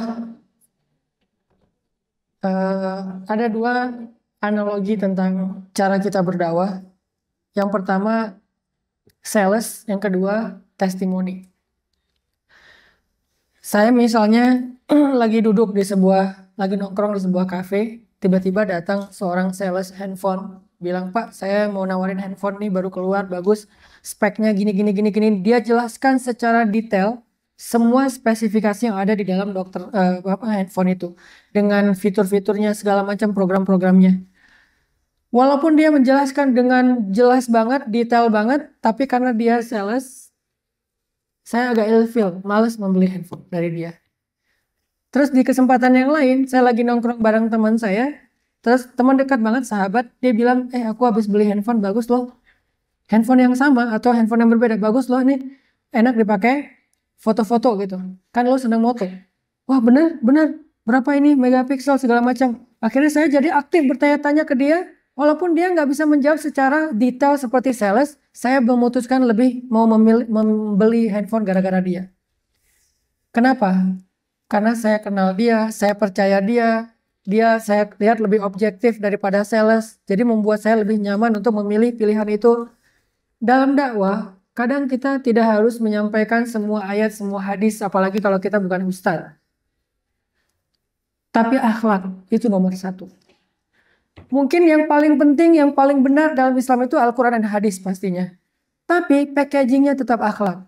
Sehingga tempatkanlah diri kita bukan sebagai sales dalam dakwah, tapi tempatkanlah diri kita sebagai teman yang mentestimonikan salah satu produk, yaitu adalah Islam kepada teman kita. Gimana caranya biar dia percaya sama kita? Perbaiki akhlak terlebih dahulu. Kita sebagai muslim harus menunjukkan akhlak kita lebih baik daripada mereka. Kita sebagai muslim harus menunjukkan empati dan care kita lebih besar daripada mereka. Kalau mereka ada masalah, kita yang paling care, yang paling empati, yang paling sering nolongin. Sehingga ketika kita udah akrab sama mereka, mereka akan nanya, kok kamu akhlaknya gini sih? Belajar dari apa? Atau apa yang kamu baca? Kita bisa jelaskan Al-Quran yang mengajarkan saya tentang seperti ini. Hadis. Kalau dia nggak nanya, minimal kita bisa mentestimonikan. Islam tuh gini loh. Dan dia percaya karena ngelihat kita. Sekarang ada underestimate orang terhadap hijrah gara-gara melihat beberapa orang setelah hijrah jadi galak. Sehingga teman-teman suka bilang, jangan hijrah, ntar lo jadi kayak dia. Gitu kan? Nah ini berarti akhlak kita yang kita perbaiki. Berdakwahlah dengan akhlak. Ayat dan hadis itu belakangan. Setelah dia punya rasa ketertarikan, setelah dia punya rasa nyaman, baru kita menyampaikan ayat dan hadis. Toh Nabi aja, pemilik hadis, jarang memakai hadis ketika ribut dengan istrinya. Nih, istrinya lagi ngambek. Nabi nggak pernah mengatakan, ya Aisyah sesungguhnya saya bersabda. Nggak kan? Padahal Nabi itu pemilik hadis. Nggak perlu googling, nggak perlu youtuban, nggak perlu nyari dulu dari Bukhari Muslim. Orang beliau sendiri yang meriwayatkan. Kenapa kalau kita ada masalah dengan pasangan langsung googling, terus di forward kepada pasangan kita? Karena kita lebih mengandalkan dalil sebelum akhlak. Padahal akhlak dulu baru dalil. Walaupun dalil lebih utama daripada akhlak. Tapi kadang-kadang kita meletakkan yang display dulu, bukan yang paling utama dulu. Menurut saya, akhlak nomor 1. Kalau ajak ngaji, pakai akhlak. Kayak teman saya pernah ngajak ngaji, temannya gini caranya. Itu ada talim bagus. Gua kalau datang sendiri kagok, temenin gua dong. Gitu bahasanya. Bukan, ayo ngaji talim. Kamu kan masih nggak ngerti agama, yuk belajar bareng atuh gitu. Bukan menjudge, bukan menempatkan diri kita sebagai orang yang lebih baik dari dia, tapi bilang bahasanya, gue pengen hadir talim itu, tapi kalau sendiri agak-agak kagok, temenin aku dong. Akhirnya dia datang dengan niat nemeni kita. Ini namanya teman. Berdakwahlah sebagai teman. Kalau masalah musik sudah jelas fatwa ulamanya, ada 2 mazhab. Yang satu mazhabnya mengatakan musik itu haram secara mutlak. Yang kedua mazhabnya musik itu tidak haram kecuali dengan kondisi-kondisi tertentu. Dan saya mengambil pendapat yang kedua. Sama saya dengan Ustadz Abdul Somad, Ustadz Adi Hidayat, Ustadz-Ustadz yang lain. Di sini ada Yusuf Al-Qardawi, Al-Azhar. Fatwanya musik tidak haram kecuali dengan kondisi-kondisi tertentu. Liriknya, performnya, kondisinya, siapa yang menyanyikannya. Ini yang bisa mengubah hukumnya. Kenapa bisa gitu? Bagaimana dengan hadis yang nanti akan ada di akhir zaman yang menghalalkan musik dan segala macam, zina, khamar, segala macam? Menurut sebagian ulama, hadis itu ada beberapa cacat dalam riwayatnya. Yang jelas, Allahu a'lam, kita memilih mana yang paling kita yakini di antara 2 mazhab ini. Buat saya musik itu tidak haram, kecuali dengan perform tertentu, dengan lirik tertentu, dengan kondisi tertentu. Bahkan banyak hal-hal yang bisa muncul kebaikannya lewat musik. Bagaimana mungkin Ustadz dari musik bisa muncul banyak kebaikan? Banyak sekali.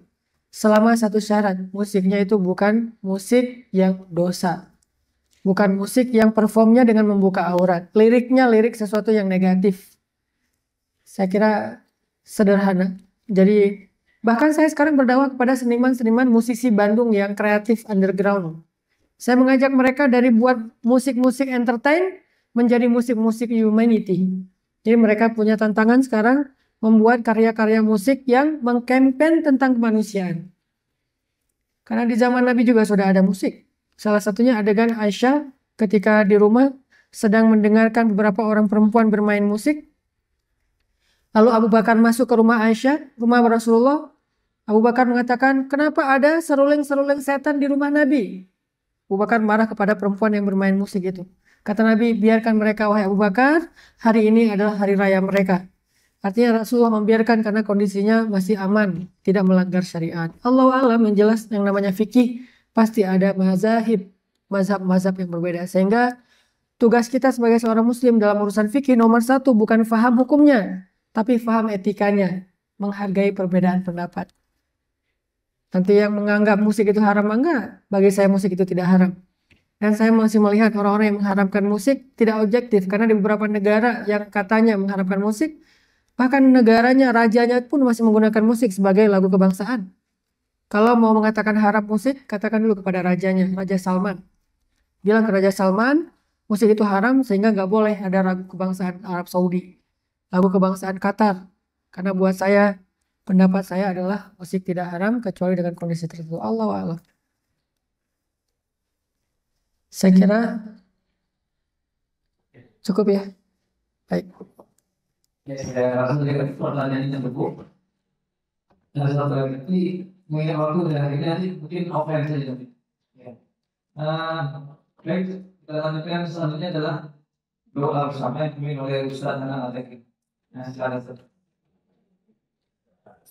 أعوذ بالله من الشيطان الرجيم بسم الله الرحمن الرحيم الحمد لله رب العالمين الرحمن الرحيم مالك يوم الدين إياك نعبد وإياك نستعين اهدنا الصراط المستقيم صراط الذين أنعمت عليهم غير المغضوب عليهم ولا الضالين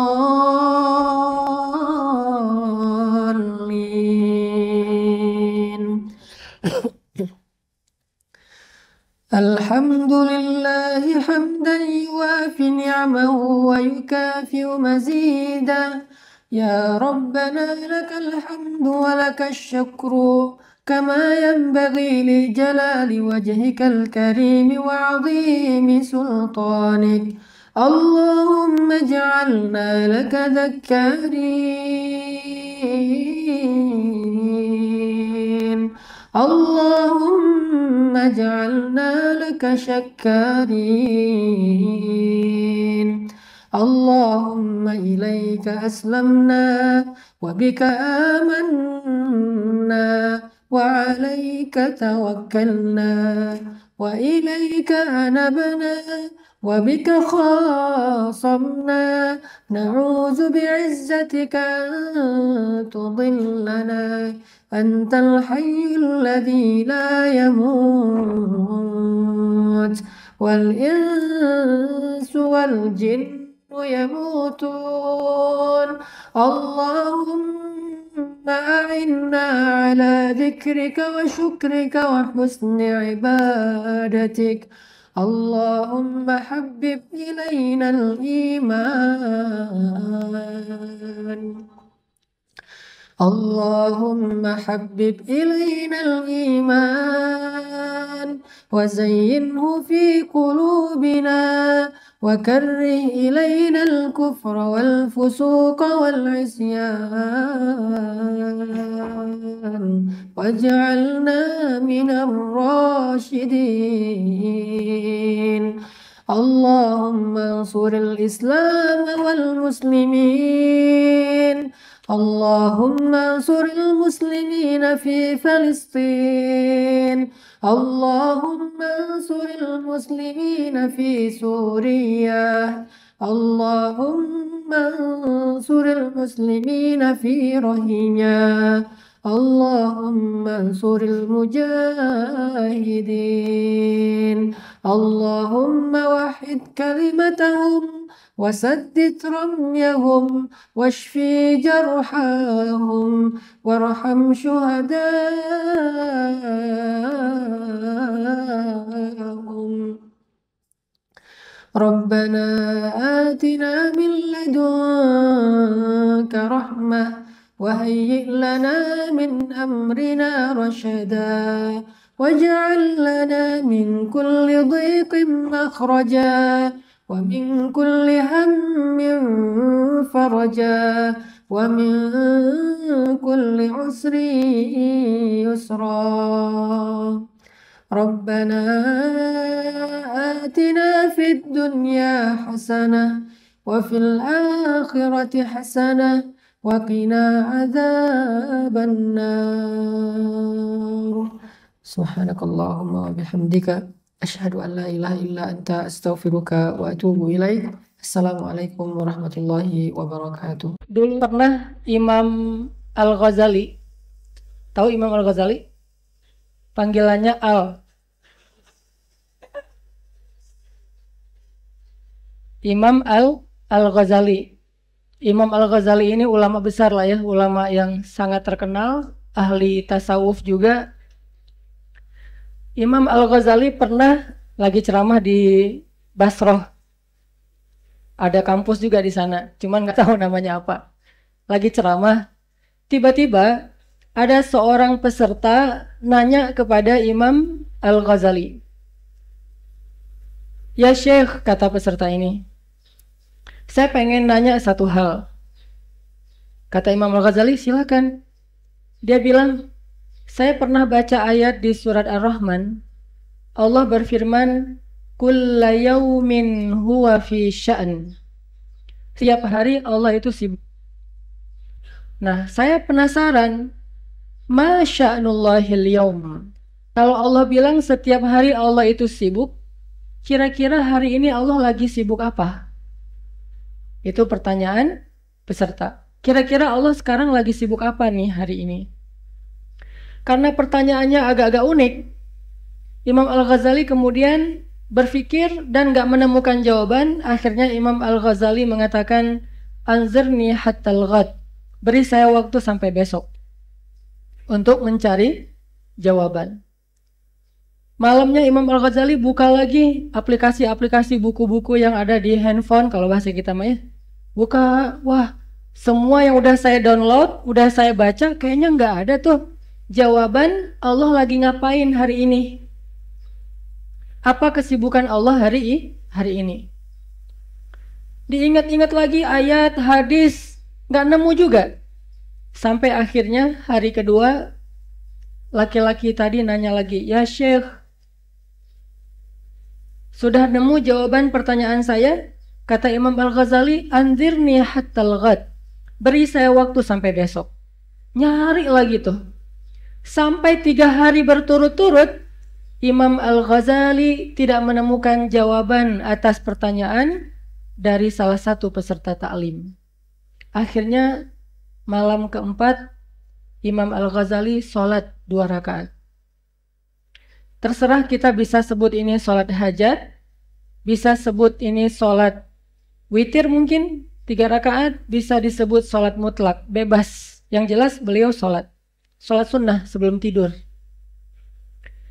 Setelah selesai sholat sunnah, beliau berdoa kepada Allah, ya Allah, ada yang bertanya kepada saya juga penasaran, apa jawabannya? Saya serahkan kepadamu ya Allah, sesungguhnya saya ini bodoh, engkau maha bijaksana. Tidur. Dalam tidurnya, Imam Al-Ghazali bermimpi ketemu dengan Rasulullah SAW. Dan mimpinya seorang laki-laki yang solih itu adalah bagian-bagian kenabian. Artinya benar. Kata Nabi, siapa yang bertemu dengan aku di dalam mimpi, seolah-olah dia bertemu dengan aku dalam keadaan sadar. Yaqzah. Jadi kalau orang ketemu Nabi dalam mimpi, itu kayak ketemu Nabi dalam keadaan sadar. Dalam keadaan nyata, live gitu. Terus Imam Al-Ghazali ketemu dengan Nabi, Nabi bilang, memang kamu ditanya apa?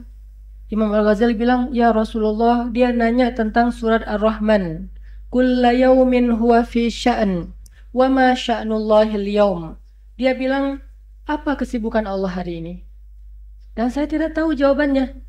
Saya baca tafsir nggak ada, saya baca hadis nggak ada, saya baca tulisan-tulisan para ulama, nggak ada jawabannya. Akhirnya Rasulullah SAW bersabda, besok beri dia jawaban, bahwa kalau dia tanya apa kesibukan Allah hari ini, sesungguhnya kesibukan Allah hari ini adalah memberi rezeki kepada hambanya, mengangkat derajat sebagian hambanya, dan menjatuhkan derajat sebagian yang lain. Mengangkat dan merendahkan. Itulah kesibukan Allah hari ini. Bangun dari mimpi, Imam Al-Ghazali kayak excited gitu kan. Wah, saya dapat jawaban nih. Pas besoknya taklim, orang yang tadi nanya diam. Sekarang Imam Al-Ghazali yang nyari. Yang kemarin nanya mana? Saya gitu ya, udah dapat jawab, udah jawaban gitu. Kan kalau kita datang dia masih galau kan agak-agak gimana gitu ya. Pas dia udah mantap gitu mau menjawab ya, kita udah nggak datang lagi ke rumah dia. Ini ngomong apa ya? Kita udah nggak datang lagi ke rumah dia, dia mulai japri. Kok nggak datang lagi ke rumah? Gua udah dapat jawaban nih. Boleh nggak jawabannya lewat SMS saja? Nah ini agak-agak kurang sopan ya. Jawaban nikah maksudnya. Nah Imam Al-Ghazali nanya, kemana yang kemarin bertanya tentang sya'nullahil yaum? Apa kesibukan Allah hari ini? Terus orangnya mengangkat tangan, saya ya Syekh. Kata Imam Al-Ghazali, coba kamu ulang pertanyaan kamu. Dia ulang, kemudian Imam Al-Ghazali menjawab, sesungguhnya hari ini kesibukan Allah adalah mengangkat suatu golongan dan menjatuhkan golongan yang lain, membagikan rezeki kepada hamba-hambanya. Tahu apa komen dari penanya tadi? Penanya tadi bilang, ya Syekh, banyak-banyaklah berselawat kepada orang yang telah mengajarkan jawaban itu kepada Anda di dalam mimpi. Coba lihat. Subhanallah ya. Bisa jadi seseorang berbicara fikih di hadapan seseorang yang lebih mengerti fikih daripada dia. Bisa jadi seseorang mengajarkan Al-Quran kepada seseorang yang lebih mengerti Al-Quran daripada dia. Sampai penanya ini mengatakan, ya Syekh, banyak-banyaklah berselawat kepada orang yang telah mengajarkan Anda jawaban itu di dalam mimpi. Memang siapa yang tahu mimpi orang lain? Ini salah satu karomah yang Allah berikan kepada peserta ta'limnya Imam Al-Ghazali.